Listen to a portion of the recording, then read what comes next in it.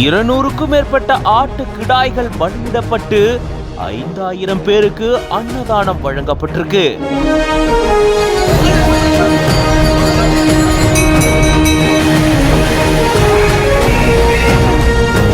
இப்படி ஒரு பிரம்மாண்ட கிடாய் விருந்தா பார்க்கிற எல்லாருமே பிரமிக்க வச்சிருக்கு. பல புண்ணிய நதிகள்ல இருந்து தீர்த்தங்கள் கொண்டு வரப்பட்டு பூஜை செய்யப்பட்டு கிடாய்கள் பலியிடப்பட்டிருக்கு.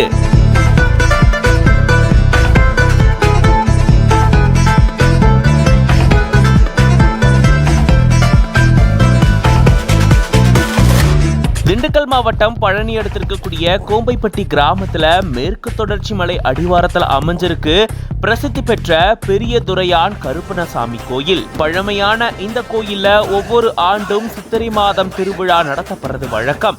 அந்த வகையில 44வது ஆண்டு திருவிழா இங்கு நடந்திருக்கு. ராமேஸ்வரம் சண்முக நதி உட்பட புண்ணிய நதிகள்ல இருந்து தீர்த்தங்கள் கொண்டு வரப்பட்டு கருப்பனாருக்கு சிறப்பு அபிஷேக பூஜைகள் நடந்திருக்கு. அதை தொடர்ந்து பக்தர்கள் நேர்த்திக்கடனா செலுத்தப்பட்ட ஆட்டு கிடாய்கள் கருப்பனாருக்காக பலியிடப்பட்டு பிரம்மாண்டமான முறையில கிடாய் விருந்து தயாராகிருக்கு. சுமார் 50க்கும் மேற்பட்ட சமையல் கலைஞர்கள் வரவழைக்கப்பட்டு அவங்க மிகப்பெரிய அளவுல அன்னதானத்துக்கான ஏற்பாடுகளை செஞ்சிருந்திருக்காங்க. சுத்து வட்டார கிராமத்தை சேர்ந்த சுமார் 5000க்கும் மேற்பட்ட பக்தர்கள் இந்த அன்னதான விழால கலந்துக்கிட்டு சாப்பிட்டு இருந்திருக்காங்க. கருப்பனாருக்கு இப்படி பூஜை செஞ்சு கிடாய் வெட்டுறதுனால நல்ல மழை பெய்யுது, விவசாயம் செழிக்குது அப்படின்னு இங்க இருக்கக்கூடிய மக்கள் நம்புறாங்க. இது பத்தின உங்களோட கருத்துக்களை கமெண்ட்ஸ்ல சொல்லுங்க. மேலும் பல செய்திகளுக்கு பிஹைண்ட் உட்ஸ் பேஜை ஃபாலோ பண்ணிக்கோங்க.